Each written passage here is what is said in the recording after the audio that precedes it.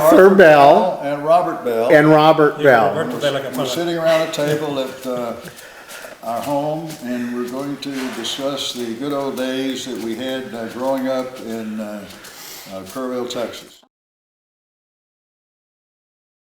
Yeah, I've got one. I only lived in Kerrville 3 years before I went to UT. So, but the one I have from Houston is how I used to ride my bicycle from our house on Norfolk Street, down Hazard Street, all the way to Rice University, and watch them practice football. Okay. For some reason, I love that. I don't know why. Okay. And I have great memories of that, and have great memories of being a sportscaster and just loving sports. And that's how it all started with me. I just had a great time doing it. My favorite story was I had held a position working at the Bolero Drive-In, helping park cars, and during the dusk, and then when night. This is in Kerrville then? In Kerrville, yes, Bolero, and that's where Walmart is now. And when it got dark, I'd always get the same guy sneaking in through the back fence every single night. And you want to guess what his name was? What was his name? Arthur Bell. Any truth to that, Arthur? Yeah, he caught me every night, so I had to resort to hiding in the trunk to slip in after that. All right, I think this is one you're referring to. My mother had a bus ticket Yeah. that was good from Kerrville to Houston. And her cousin was up here to visit us in Kerrville, and mother said, Robert, it's been a long time since you've seen your grandmother, and here's a bus ticket, and it's from Kerrville to Houston.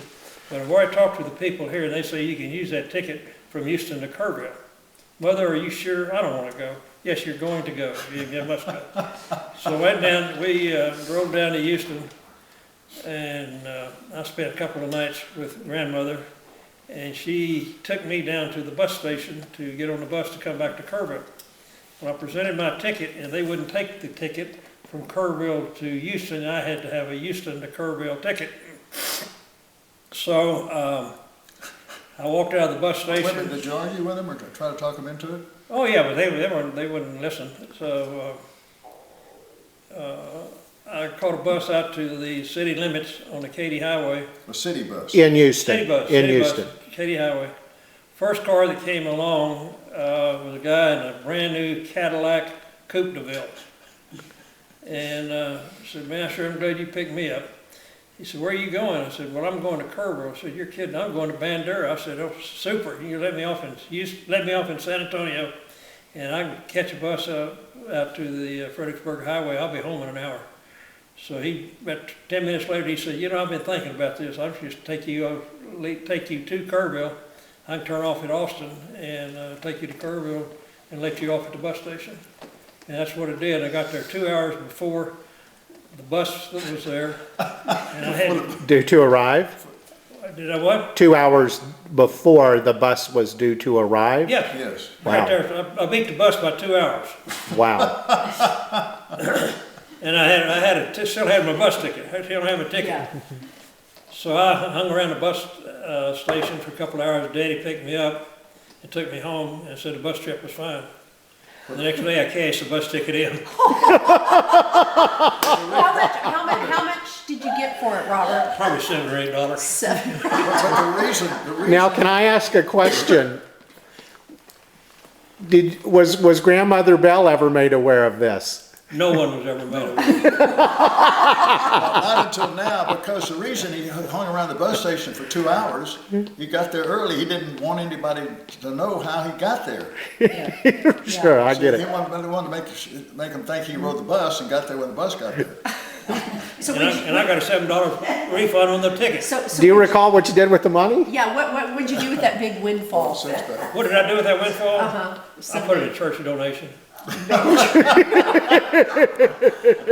It's good to know. Good answer, Robert. Good answer. Okay. All right, so we got to go to the next hitchhiking story. Dad, I think this one goes to you, Alaska. Hitchhiking to Alaska. Yes. Tell this story. Yeah, that was a great trip.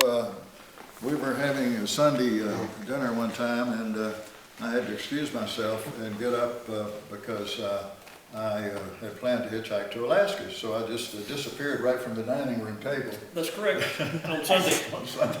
And what, did Grandmother Bell know about it?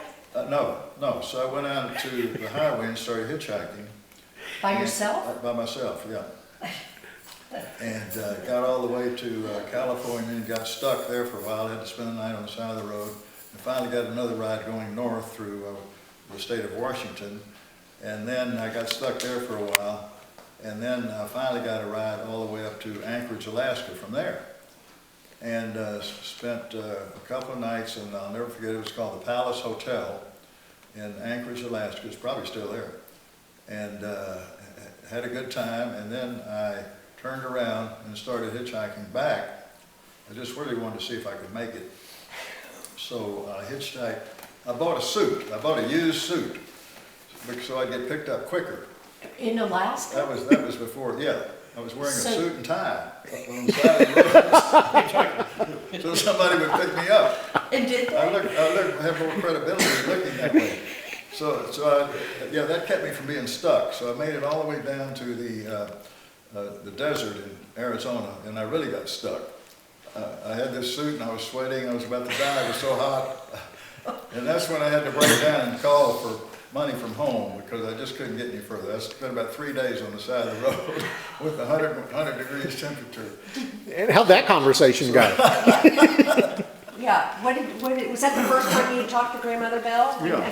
Well, as it turned out, they were glad to hear from me, and they sent me money for a bus ride to Kerrville, and which I took. I was embarrassed to take the bus, but I took it anyway.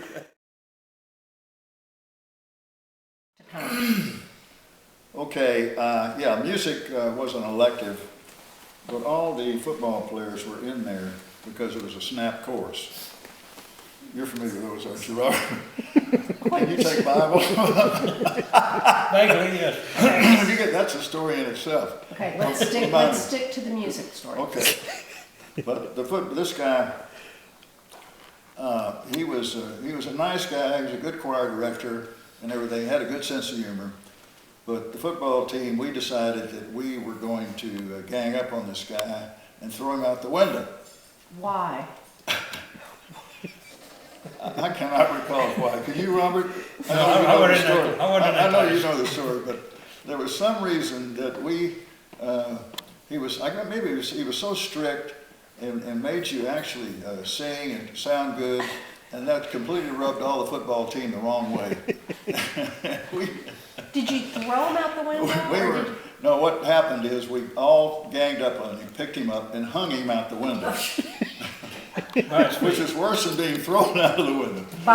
Did you hang him upside down? By his feet, upside down. For how long was he upside down?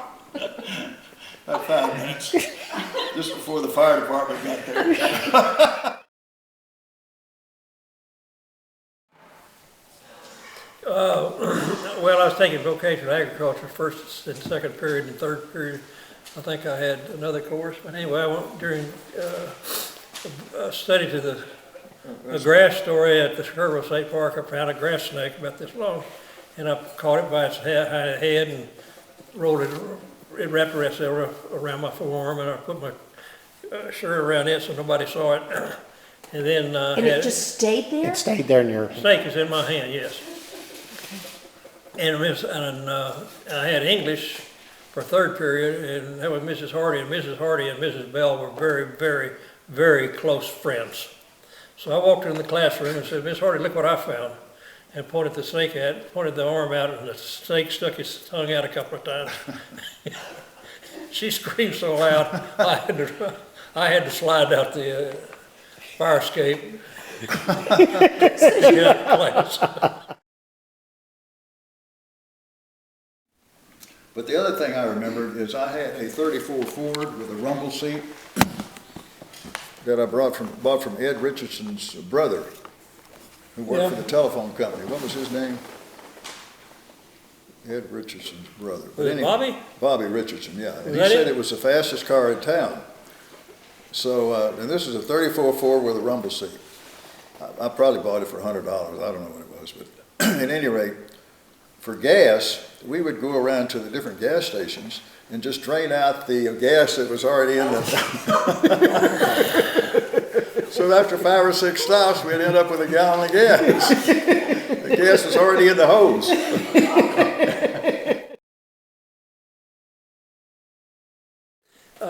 Saturday morning, they'd have trash pickup. Yeah, So Friday night, you'll get a rope in front of your teacher's house and rope the garbage can. Wait a minute, how'd you find your teacher's house? Well, you know where she lived. Oh, you Or talking he about lived. Miss Hardy? Yeah. Oh, all of them, okay. So get out there and honk the horn. Lights come on. Some guy opens the door. You drag off. Then you rope the garbage can. You have the garbage can rope. You just drag. Do you drag the garbage can down the street? Yeah. Did they come running after you on foot? No, we're that dumb. Yeah, this guy's name was Curtis True. He's from Dallas. And we knew each other pretty well. And we either worked out together with the same fraternity or something like that. But at any rate, we were always joking about how bad our cars were. I had a old beat up Nash and he had a Hudson Hornet. And one time we were at a stoplight and we said, man, my car's not running. His wasn't either. Let's just trade cars. So we traded cars right there on the spot at the stoplight. I took his car, he took mine. Who got the worst of the deal? I got the best of the deal. no. That Nash was terrible. To go anywhere, I'd have to back. It would only back up, so I'd have to back up down the. So it would only run in reverse? It only ran Is that what you're saying? I had to back up down the street. But at least in the process, I got a car that went forward. We lived in a bungalow, which is a one-story house, and I don't know, it probably had 3 bedrooms in it. The house next door to it was a 2-story, and it probably had 7 or 8 bedrooms in it. And Mother made a swap from our house to the small house to the large house, and the people in the large house, they were just a couple, and they took that note. And So they just swapped houses? Did Yeah, they they do swapped- it legal? Did they do it We don't legal? know. What about we don't know I don't know what the document- finances We were, don't know the but financial part of it. but the moving part, we just hauled your stuff out of here and put it in the front yard here and move it. Well, when I was at UT, there was a famous barbecue restaurant there called Downtown. We were at, the university was probably a mile from the downtown area, but this was a famous place to eat called, remember that Randy's Circle R barbecue? Yeah.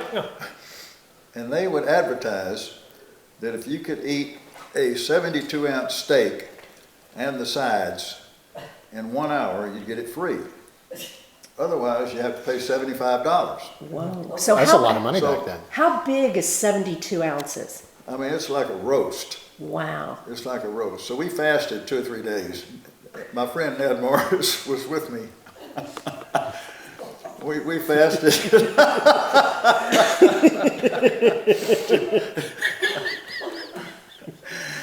And it turned out we gave the restaurant previous notice of when we were going to be there. And they had set up grandstands at the radio station and TV there.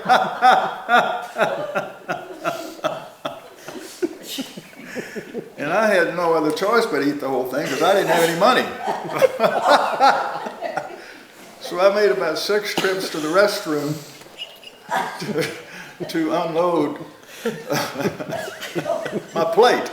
I mean, no human alive could eat that huge roast. But they had cheering from the grandstands, and a bite-by-bite announcer over the radio was telling what's going on, and the TV was there.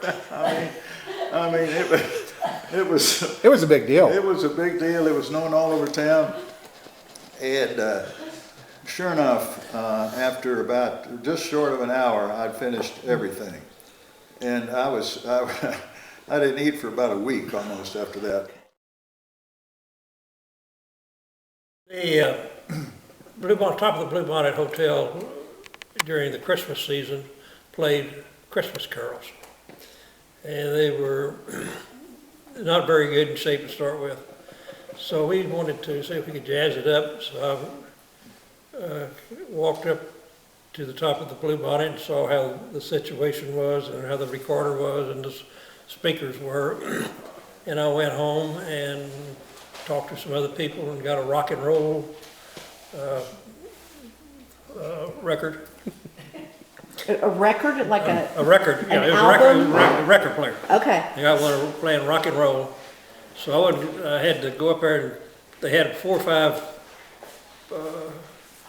albums as they were playing at a time. So I had to go in there and take one off and have 2 or 3 playing before I had, for make my alibi good, I had to have some other songs going. Then when I was outside, I was talking to the policeman and went to the rock and roll. Whom he knew well.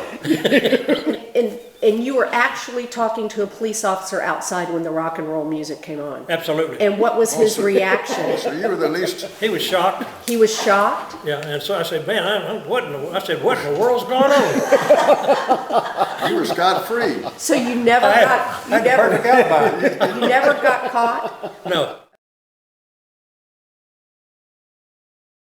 The whole goal was to put a donkey in the dean's office. And the dean's office was located in the administration building. You don't think they dosed it? So, They didn't give any drugs to the dog. so we got this donkey. From where? Somebody volunteered it. I don't know, it was a real tame donkey. I don't know. Somebody volunteered the donkey. Yeah, somebody just volunteered the donkey. Oh, yeah, okay. My donkey's not doing anything Believe that, don't you? this The donkey weekend. just went, I'm free, I'm free. Yeah, choose me. It was a tame donkey, so we could lead it up the stairs to the dean's office on the top floor of the administration building. So we took the donkey up there, left it with a bale of hay, and closed the door, and left.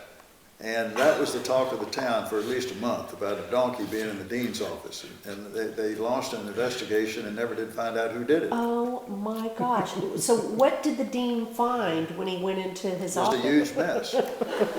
We're sending this video to the police as soon as we're done. They don't have time for it. He said, I don't want him to be arrested.